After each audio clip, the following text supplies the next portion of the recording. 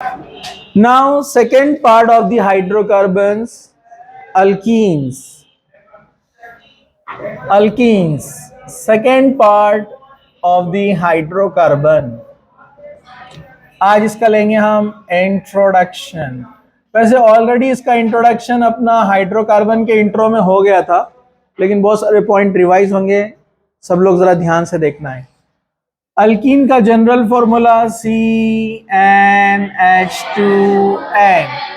ये number of carbon है, जितना कार्बन उसका डबल हाइड्रोजन, 2 से मल्टीप्लाई।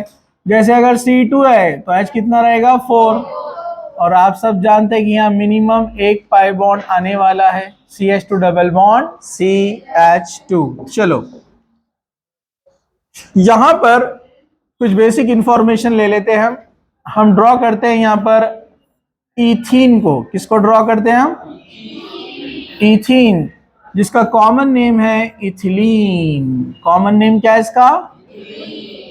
इथिलीन कॉमन नेम, और यहां पर आईपीएससी में रूल के हिसाब से इथीन। कार्बन का जो हाइब्रिडाइजेशन है यहां पर आपको याद होगा, इसका हाइब्रिडाइजेशन होता है sp2। ये sp2 कार्बन होता है, शॉर्ट में बता देता हूं मैं आपको। इसमें जो 4 इलेक्ट्रॉन ने पार्टिसिपेट किया है, एक आया है S से और 2 आए हैं P से, जिससे इसका ऑर्बिटल तैयार होगा ऐसे 1 2 3 इलेक्ट्रॉन, 1 2 3। तो एक S और 2 P आते हैं, इसलिए इस ऑर्बिटल को बोलते हैं sp2। Got it? सेम इस कार्बन के साथ भी वैसा है, एक S से आया है और 3 P से आया है, तो ऑर्बिटल तैयार होगा ऐसे 1 2 3। ये इलेक्ट्रॉन इसका, ये इसका और ये इसका, sp2 ऑर्बिटल आया है, एक इस कार्बन का है, एक इस कार्बन का है। और यहां तो हाइड्रोजन लगे रहेंगे, इस साइड में हाइड्रोजन आएगा, शेयरिंग करेगा, हाइड्रोजन आएगा, शेयरिंग करेगा, हाइड्रोजन आएगा, शेयरिंग करेगा, हाइड्रोजन आएगा, शेयरिंग करेगा। अब ये वाला जो बॉन्ड दिख रहा है अपने को, ये पाई बॉन्ड है। क्या ये? पाई बॉन्ड, जिसने अभी पार्टिसिपेट नहीं किया है। पाई बॉन्ड हाइब्रिडाइजेशन में यानी मिक्सिंग में पार्टिसिपेट नहीं करता है, तो उसका जो एक इलेक्ट्रॉन ये जो बचा हुआ है, इसको अलग से ड्रॉ करते हैं हम 1, इसको पूरा बनाते हैं। जैसे ये ऑर्बिटल का हमने एक लोब छोटा बनाया, एक लोब बड़ा, जिस तरफ बॉन्डिंग होती है वो बड़ा और जिस तरफ नहीं होती है वो छोटा।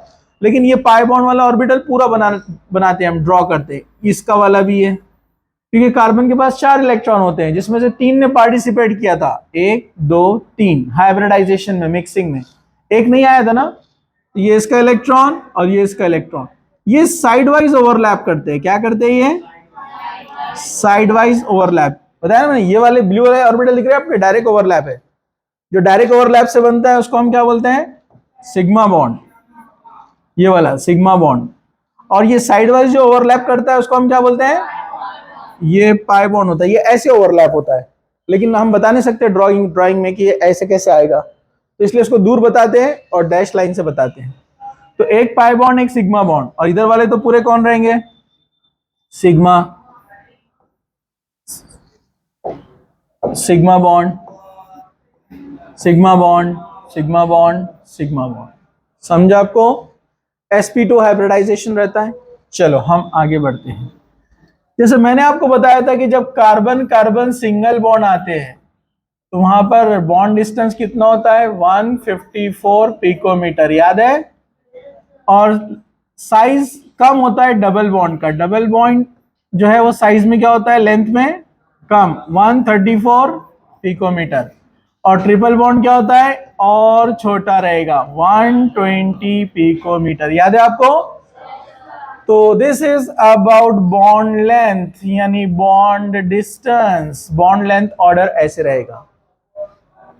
ओके, लेकिन जब आप इलेक्ट्रोनिगेटिविटी देखेंगे, इलेक्ट्रोनिगेटिविटी, तो इलेक्ट्रोनिगेटिविटी में आपको मिलेगा ट्रिपल बॉन्ड का इलेक्ट्रोनिगेटिविटी 3.25 रहता, बताया था मैंने।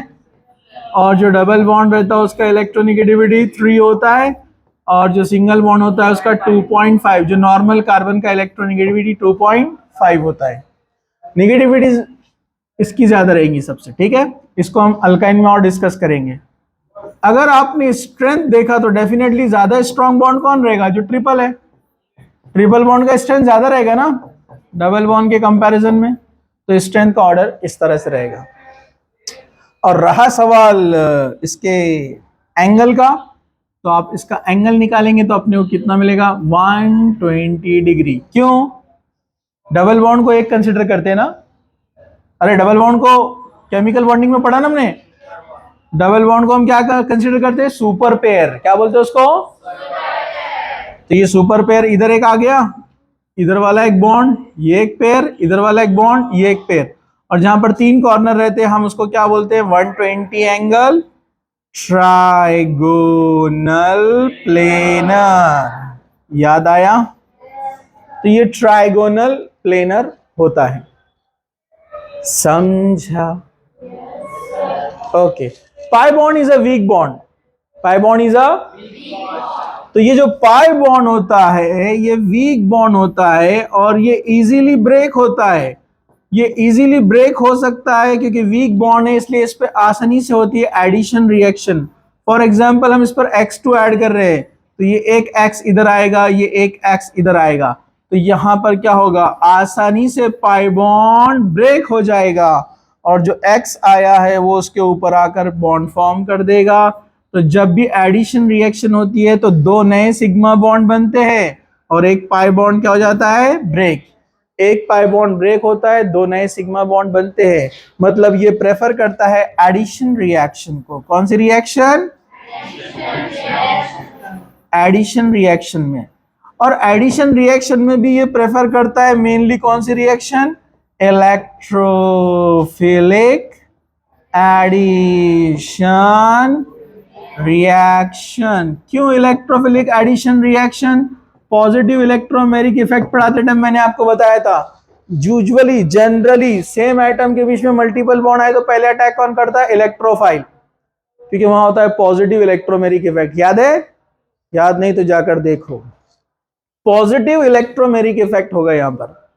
पॉजिटिव इलेक्ट्रोमेरिक इफेक्ट मतलब पहले इलेक्ट्रोफाइल अटैक करता है और इलेक्ट्रोफिलिक एडिशन रिएक्शन, और कुछ केस में ये फ्री रेडिकल एडिशन भी देता है, लेकिन main electrophilic. Free radical addition reaction भी होती है इसके अंदर, समझा। No problem, no problem. हाँ, so this is the basic information. Alkene का एक ऑप्शनल नेम भी है, ऑलिफिन्स। क्यों बोलते हैं इनको olefins, because of oily nature. इनका ऑयली नेचर होने की वजह से इनको ऑलिफिन्स भी कहा जाता है, समझा। ओके, तो हम यहां पर स्टॉप करते हैं, ठीक है। कल हम देखेंगे आइसोमेरिज्म इन अल्कीन्स। पहले नॉमेनक्लेचर लेंगे, nomenclature in alkyne and isomerism, next lecture, okay.